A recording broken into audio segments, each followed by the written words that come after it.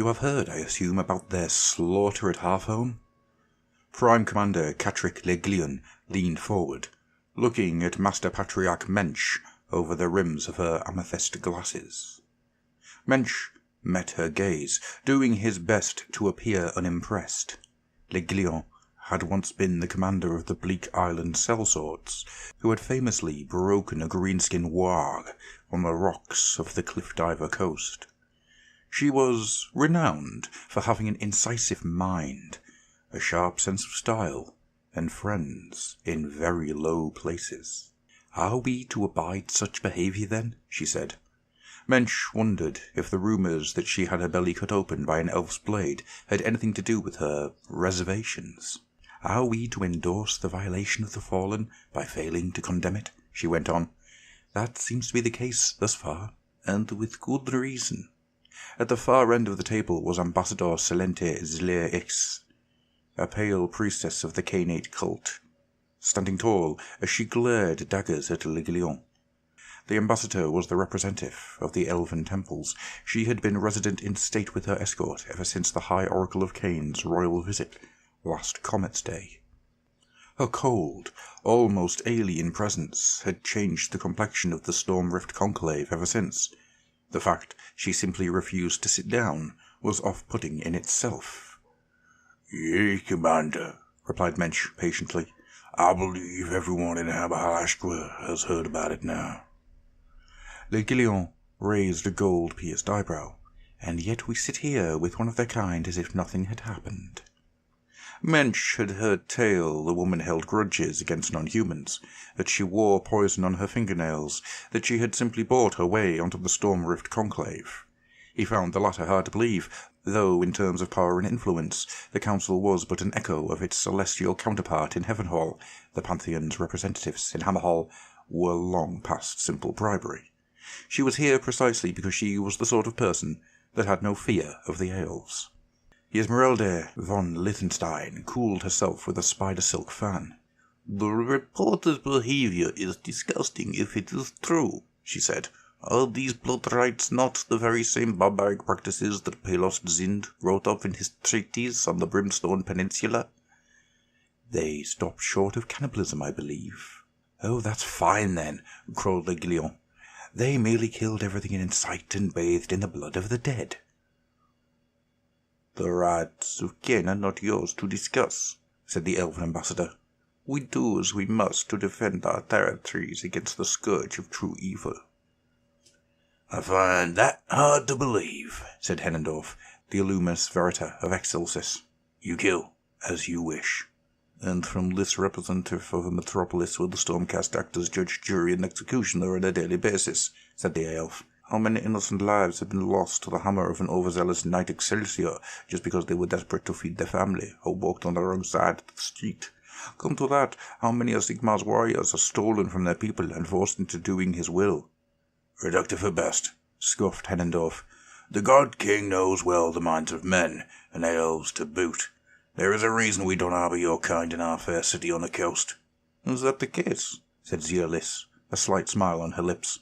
"Oh, they are there, all right," said High Castellan Bruta, glassy-eyed with pleasant memories, "if you look hard enough. The sacred dancing, the blademanship, the uniforms, quite spellbinding." "Better the fiend you know well, isn't that the saying?" said Mensch with a weak laugh.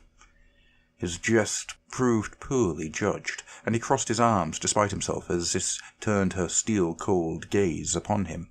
She gestured at one of her aides, and the elf made a note on a piece of fine vellum. Mensch hoped to High Sigmar it would not prove to be his death writ.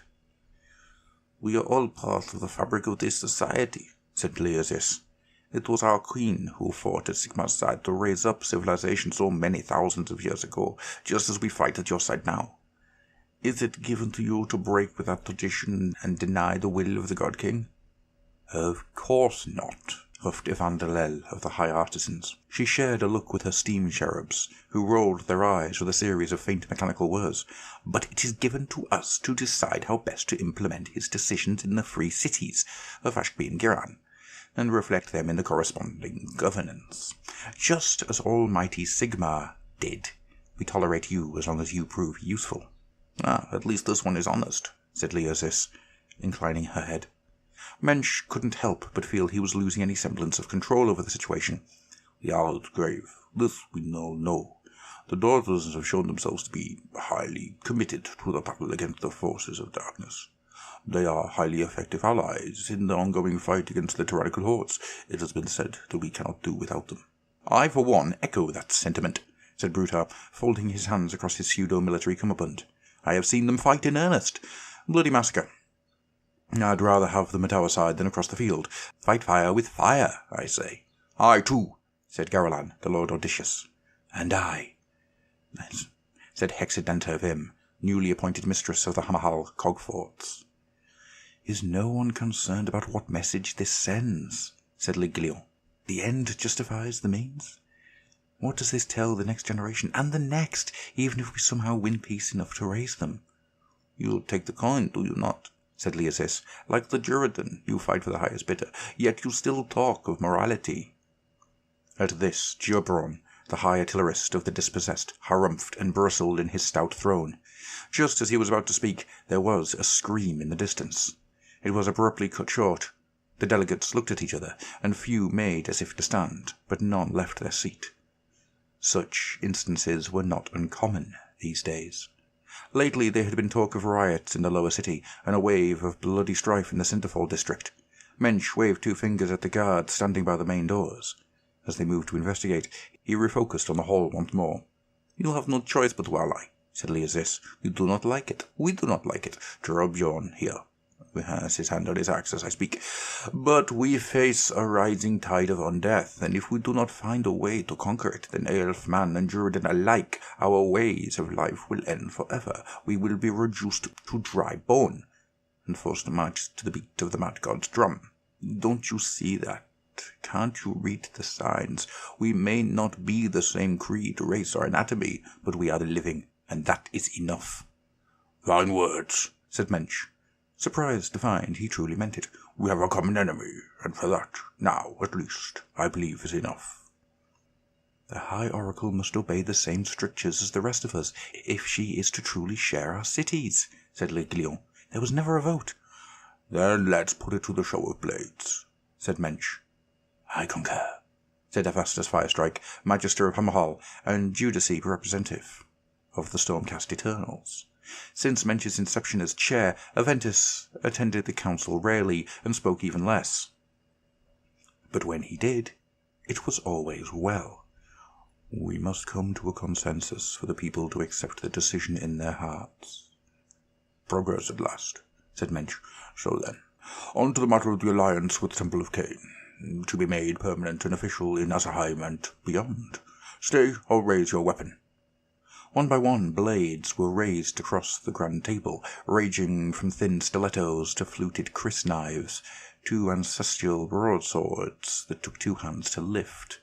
Mensch let time tick by until a full 10 seconds had passed, then made his count. It was not a swift process, and many sighs of impatience and shifting of aching arms came with each passing minute, just as they always did, but it was necessary. Mensch double-checked, frowning, then counted once more to be sure. 123 in favour, he said eventually. 121 against. Do any dispute. He let another 10 seconds pass, but none gainsaid him. Right then. He brought his antique hammer of office down. Let there be an end to it. Ambassador Leosis. Leosis, the elf corrected, her voice a sibilant blur. Right, yes. The ambassador here represents tens of thousands of warrior elves, each ready to fight in the name of Sigmar of Cain, said Leosis. Mensch looked at the ceiling, counted to 3, and continued. Each ready to fight in the name of order and progress, that we all may live without the shadows of chaos and death cast over our lives. Let that be an end to it. He slammed his antique hammer down once more for good measure. Now, he said, taking a long scroll from his adjutant, and carefully smoothing it over the wormwood of the majestic debating table, to matters of forced disposition over the coming invasions.